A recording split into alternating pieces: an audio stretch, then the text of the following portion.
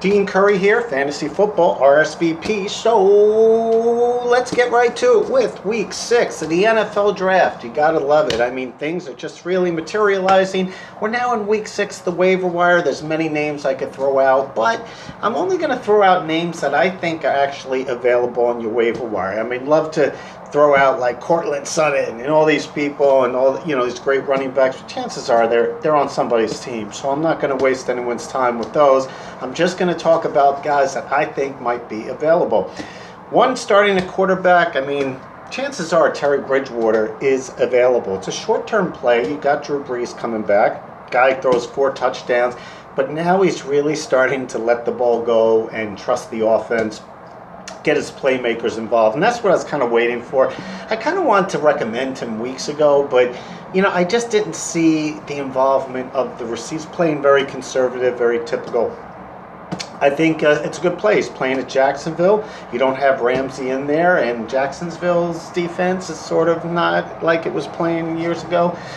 So I think it might actually be a nice play. You might want to look at Kyler Murray. I mean, if you're looking for someone to plug in, he's going up against Atlanta. Defense has been pretty suspect in Atlanta. And Kyler Murray is, for the first time, he actually ran the ball. A lot of people were saying he's going to run. He hasn't been running the ball, but last week, 10 carries, 93 yards. When he's starting to get those numbers, especially in the PPR league, that's just a huge aid. I mean, there's no reason why his numbers in fantasy climbed up this week because of the running yards. That should continue because Atlanta is open for that. They don't defend that aspect really well. They haven't been defending at all. Actually, in a little bit of trouble. They got to start winning some games. But Kyler Murray's got the running game going. He started getting his receivers. Looks a little bit more comfortable. I'm not one to really recommend rookie quarterbacks.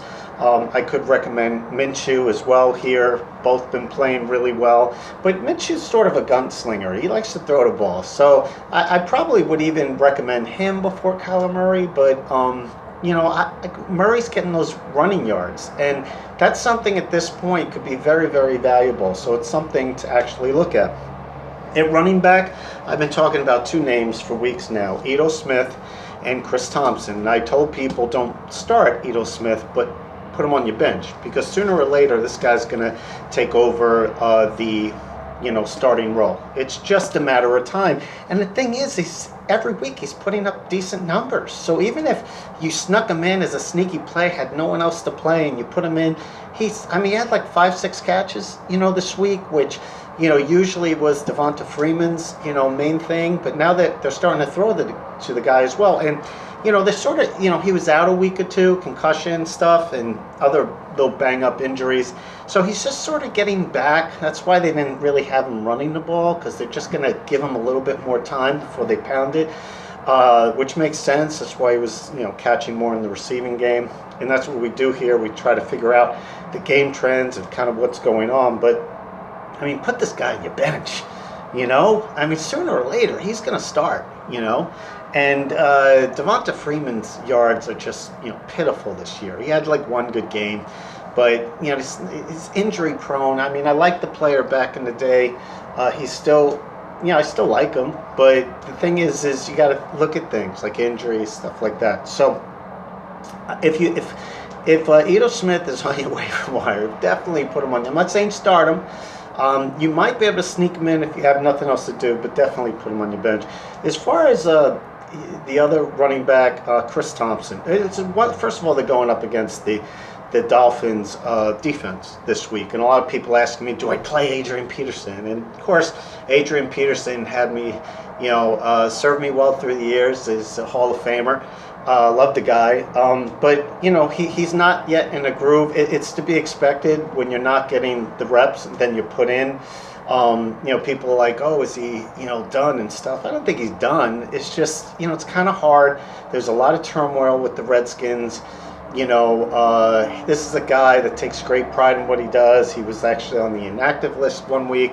Now he's being just thrown into the mix again, and it takes a while to get going. Can Adrian Peterson be a sneaky play this week? Possibly. Would I suggest it? Probably not, because he's not really going. I know he's sort of touchdown dependent. You know what I mean? Because he's not catching out of the backfield. They don't really use him for that. Who they use, and the person I'm recommending is Chris Thompson. So I think Chris Thompson has a much better shot at having a bigger week this week than Adrian Peterson. So and he's been proving that over weeks now. And even last week, he had 5 catches against the Patriots, and the Patriots are usually known for shutting someone down. So, and you know what else? I found, like, teams usually play better after a coach is let go. Just because it's sort of like starting a new job. If there was any, like, misunderstandings, that's, like, all gone, and people just have, like, a fresher look. And a lot of times when there's, like, a new coach that comes in, the very first week you see the team play well, the first couple weeks play well. It's happened many, many times. Look at Cleveland Browns last year. These sort of things happen because, there's been turmoil for weeks, and it just creates a whole negative vibe. And, maybe there wasn't great relationships also with certain players. I'm not saying who, but all of a sudden, that's all gone. And what happens is teams play and they get a little excited, and they are playing the Dolphins. So if you have to choose between Peterson and Chris Thompson, definitely if Chris Thompson's, available, definitely put him on your team. You might want to start thinking about handcuffing players. My rule on handcuffs is pick a player that's already playing. Like Rashad Penny. Well, he had a little injury, but now he's back. So definitely, he's a guy who's going to get you yards. Ronald Jones, he's a guy that's going to get you yards. Pick a player that's already getting yards. I'd love to pick like a guy like Madison, who's really talented for Minnesota Vikings, but it's not like he's really getting any playing time. You know what I mean? And so you're just banking on a guy getting injured, which you never really want to think that way, but it does happen. Cook does have an injury history. It can happen. Dalvin Cook, that is. But the thing is like pick a player that's already producing. Like Penny or Jones. Samuel was sort of getting in there a little bit, not so much now. But you want to pick a running back that's actually getting time. You might be able to use him in this, spot thing. Like Jordan Howard's probably the greatest example. I had some people play him this week, and he put up, decent numbers.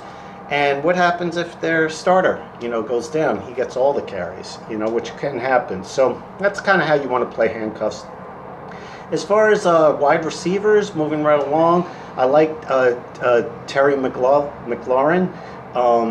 He's been putting up numbers almost every week. They're not starting Hopkins this week, which the numbers could come down a little. I like Hopkins. I don't know why you're not starting him against the Dolphins.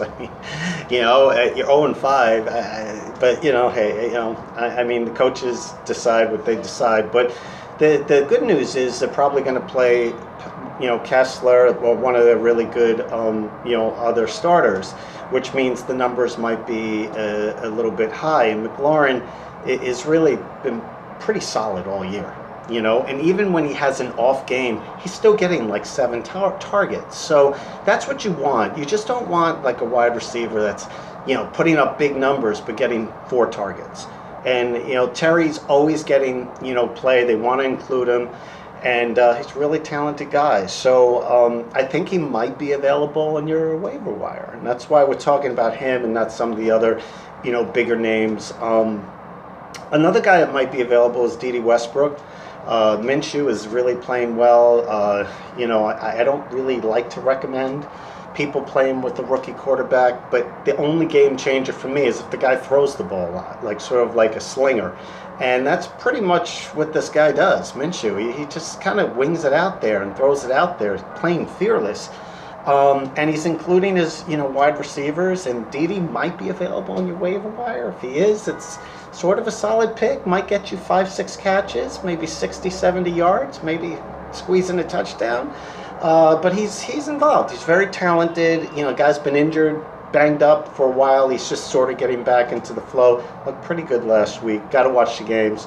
Another sneaky play, if you're really thin on your waiver wire, playing 12-man leagues, You might want to think of picking up Jamison Crowder. I mean, the guy did have 17 targets with Darnold in the very first game. I know it's not a popular choice, but I'm saying if you're very thin, you have to sort of think outside the box. Like, how am I going to pick up someone that might be good? I'm not saying start Jamison Crowder, but what if Darnold comes back, might take him a game or two to get into things? He had a great preseason with Crowder. I thought Crowder was going to crush it this year. I wasn't surprised at all when he put up 17, targets and 13 catches the first game. I was like, see, and this, I mean, it's sort of like a sleeper pick for me. It's not one of my favorite picks, but it might be worth putting them on your bench. See if they start developing that chemistry again. Because once they start throwing the ball with Darnold, it's going to open up the running game. The running game will open up the passing game.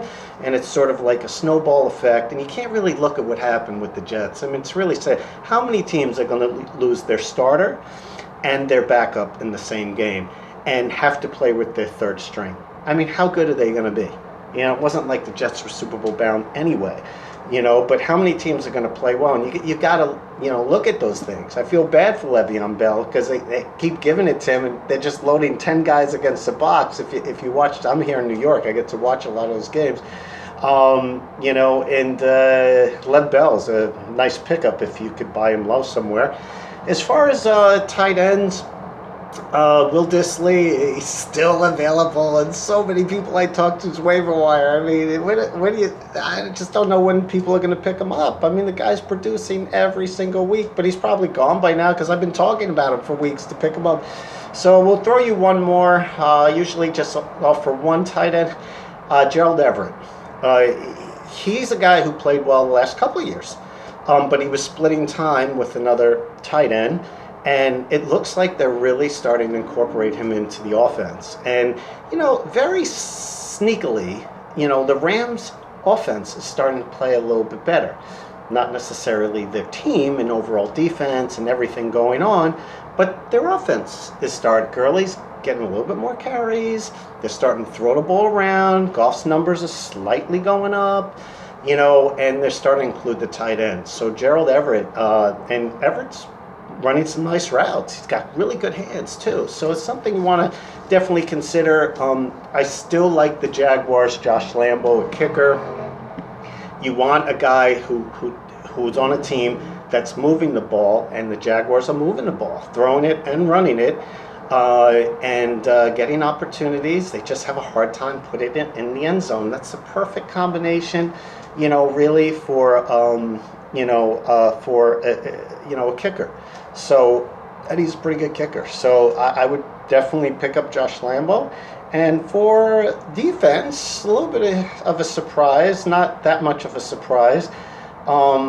It might be really, I mean, I'd love to offer you the Ravens playing the Bengals, but chances are the Ravens are taken. So again, I only want to talk about defenses that people stream that might be available on your waiver wire. And I'm sure the Redskins are available on your waiver wire. They have a new coach. They're excited. Okay, a lot of the negative, energy, or lack of a better word, negative energy, a lot of that goes out. Teams generally play well after. And the thing is, the Redskins are not a bad football team. They got some really nice pieces. They have some good receivers. They have, their running back, Peterson's not doing so well. They lost, their Jay Watt, but they have Thompson, and Hopkins isn't playing this week, so they're going to have a veteran quarterback in there. They're just trying to figure it out with the injuries and stuff like that. Probably Kessler, we'll see. But the thing is they're going to have a veteran in there, and, they're going against Miami, and Miami has really been struggling. And the thing is the Redskins have like an underrated, team. People forget that they were pretty decent last year before they got hit by injuries. And they got hit by injuries too this year. And some guys are starting to get healthy, but I really kind of, it's hard to pick two teams that are not playing well, but the Redskins are definitely the better team here. And it might be a nice little sneaky play to put them in there. So, I'm Dean Curry, Fantasy Football, RSVP.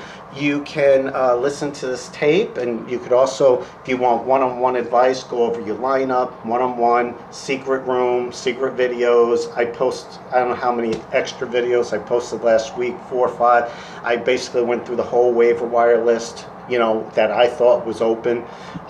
10, 15 players on the running backs, 10, 15 and I talked about each one, and I give this, really great advice, and I speak to some of my clientele. You pay $7.77. It's nothing. It's a walk in the park.